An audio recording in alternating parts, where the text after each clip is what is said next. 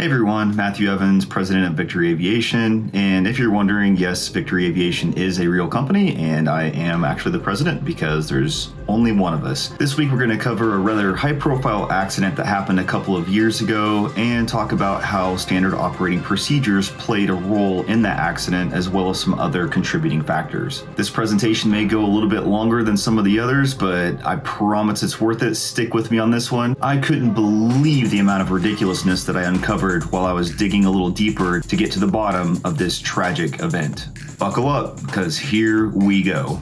The accident occurred on 11 March 2018 at roughly 1900 hours Eastern Time. The accident aircraft was an Airbus helicopter, November 350 Lima Hotel. The accident aircraft completely lost engine power in cruise flight. The pilot performed an auto rotation, which is an emergency procedure, and ultimately ended up setting the aircraft down in the East River, New York City, New York. The pilot only sustained minor injuries, but unfortunately all 5 passengers perished by drowning. And of course, the aircraft was substantially damaged as well.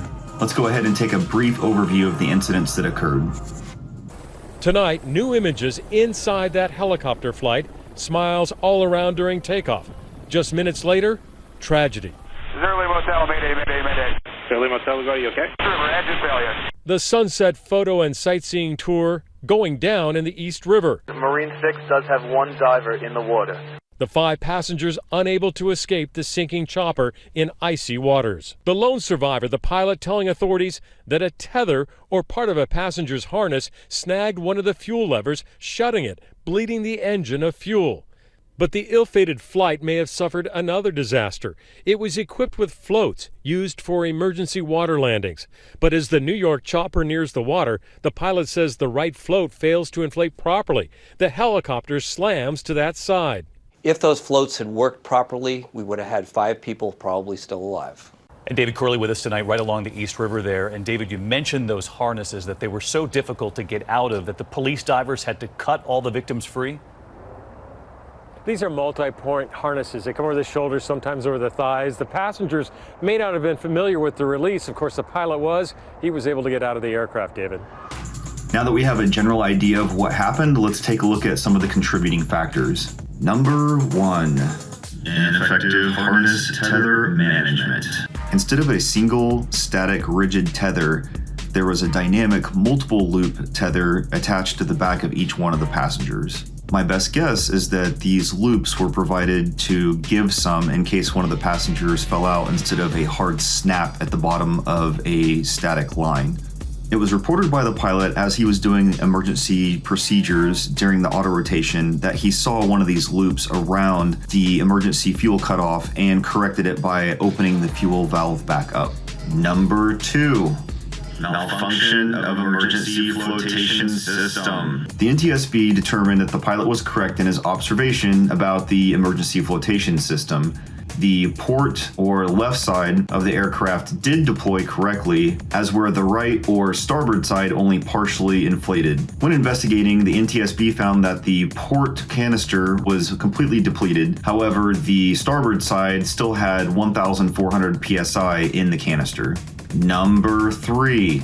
Inadequate pre-flight safety briefing for passengers. In regards to the safety briefing for the passengers, the pilot told the NTSB that he had pointed out where the cutting tool was located on their harnesses and explained how to use it before taking off. Although it's difficult to believe that that briefing was adequate enough considering that not a single passenger made it out of the aircraft alive. Even if one of the passengers was able to unhook the tether behind them, it may very well have not even been their own. Imagine the difficulty of trying to find your own tether to disconnect it after the helicopter has just crashed and then rotated inverted, submerged in water. Number 4. Improper harnesses for the passengers. The 5 passengers were provided with manufacturer-installed restraints as well as an aftermarket full-body harness. Now, the harness system was not installed by the helicopter manufacturer. It was comprised of an off-the-shelf component consisting of a nylon fall-protected harness, which is exactly the same as you would see in the use for construction. The harness was attached to the occupants by a locking carabiner to a lanyard or to a tether, and the opposite end of the lanyard or tether was secured by another locking carabiner to a hard point on the helicopter. There was a small pouch attached to the harness and contained a cutting tool. Under normal circumstances, at the end of each flight, one of the company's personnel would unscrew the locking carabiner located on the back of the passenger's harness so that the passenger could egress. Does anybody see a problem with this? The pilot even stated when egressing from the helicopter that he attempted to turn the knurled safety screw 2 or 3 rotations for the front seat passenger's carabiner that was attached to the helicopter, but then the aircraft started listing at a 45-degree roll and essentially he decided to bounce. For those that are unaware, the carabiner that's on the left is a normal carabiner. The one on the right is a locking carabiner. The blue thumb screw must be turned multiple times to either lock it or unlock it before the carabiner can be opened. The one on the right is the one they chose to use to secure people to the helicopter on both ends of the tether. As if I wasn't already frustrated enough up to this point in the investigation, this is where it really starts to grind my gears. I actually have some experience wearing harnesses in dangerous environments in which I would need to get out of a vehicle very quickly in an emergency situation. You see, I was a turret machine gunner mounted, which means in vehicles, for a personal security detachment in Iraq. This is the harness I used. The harness itself does not come off, but it does have a single detachment point that's connected from the bottom of the harness and is bolted into the floorboard. The orange arrow is pointing to the emergency detach handle. Private Potato is graciously modeling the harness. The seatbelt-like mechanism attached to the floorboard of the vehicle allows you to stand up and squat down without hindering movement, but it does lock just like a seatbelt if there's a lot of force applied all at once. The possibility of being thrown from one of these vehicles in a rollover incident is fairly high, so that's why these harnesses were implemented to keep people alive. You can imagine what would happen if you got thrown even partially out of this particular vehicle while it rolled over. That turret will literally cut you in half in a heartbeat. The reason for the quick release mechanism was twofold. Number one, your vehicle could be full of smoke and catching on fire and you would need to egress quickly. Or the other reason, which was more prominent, is that the vehicles would often roll over in irrigation ditches. People inside would drown with merely a couple feet of water because they wouldn't be able to get out. In official Army training, it was stated multiple times that rollovers were the #1 killer of soldiers in theater, meaning in a combat zone, other than direct combat actions, which is people shooting at each other, and IEDs. It was such a big issue that every single soldier deploying to Iraq or Afghanistan was required to go through this rollover training and demonstrate that they were able to safely egress out of the vehicle. That way, if the worst possible situation happened, which was a rollover of a vehicle followed by a fire or a rollover of a vehicle into water, then old Private Potato here knew exactly where to pull his 1-point release harness in order to get out alive and fight another day. Even the Army got this right. Number 5. Company ignoring warnings from pilots. It turns out the pilots for the company that operated these flights even warned their bosses about dangerous conditions, including equipment that can make it difficult for the passengers to escape.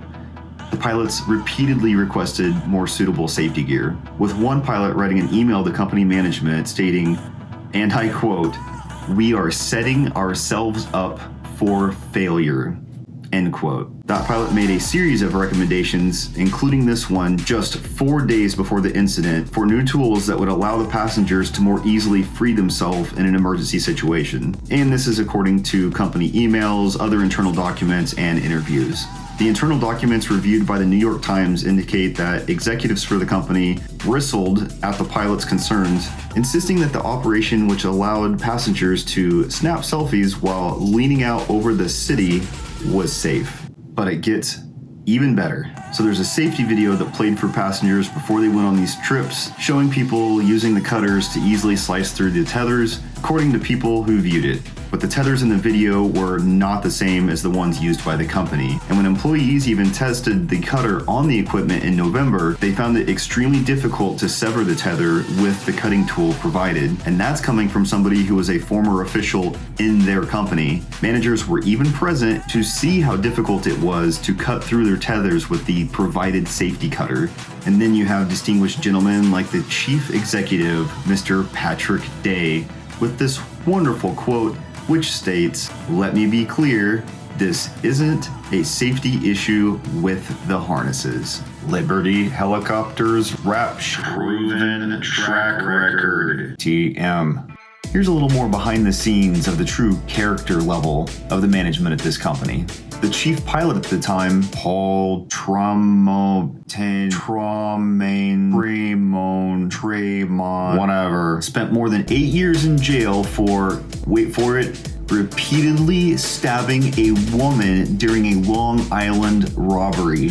Where do you even find wackos like this? In court records, it showed that he admitted to covering his victim's face with a pillow and plunging a knife through it during the bloody 1982 assault, which was spurred by his cocaine habit. Swell guy. And after doing a little bit more digging, guess who is still the chief pilot for Liberty Helicopters? Yup, you guessed it. Paul stabbed her through the pillow, whatever it is. Not to mention that he was in his own accident in 2001, which totaled the helicopter, and thank goodness everybody survived. Alright, let's talk about this splendid human being.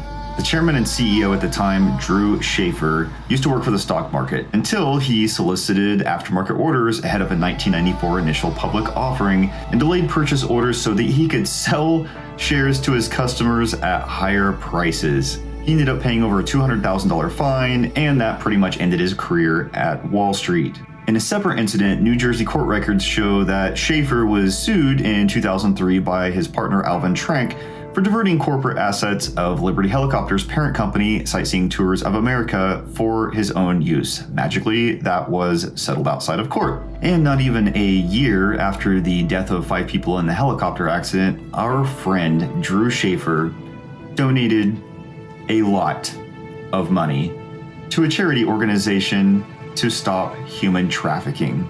Oh, warms my heart.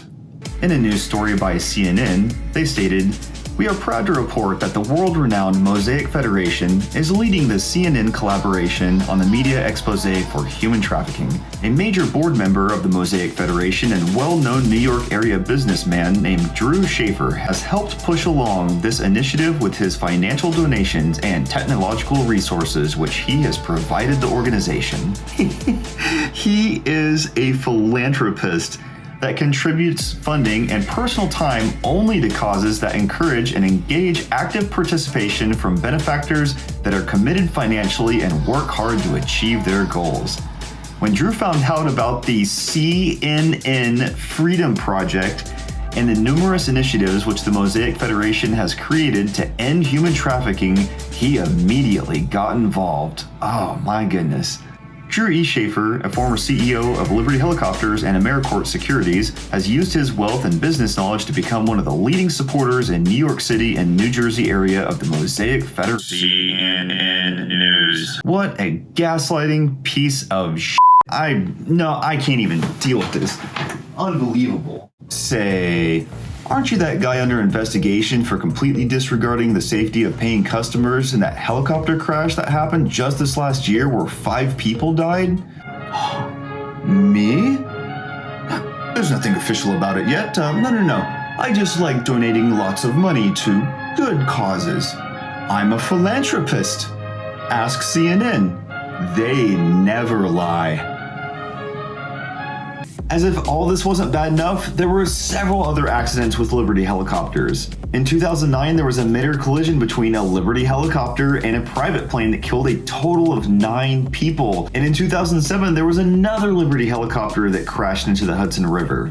And on top of all that, there was 3 other recorded incidents. At least the harness system seems to have been changed after all the lawsuits and investigation, but the company is still doing doors off flights in which the customers are allowed to go up to the edge of the helicopter and essentially hang over the edge.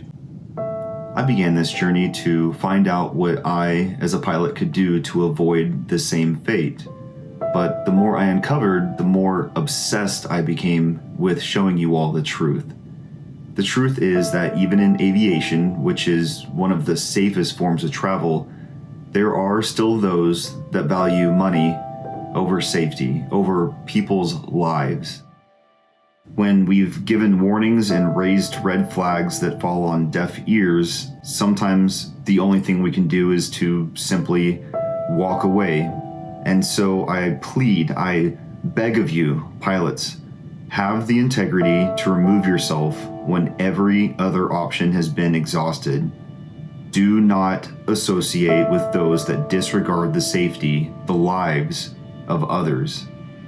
These deaths were completely avoidable and the result of a greedy, selfish, evil way of thinking. The world is diminished by the loss of these 5 souls.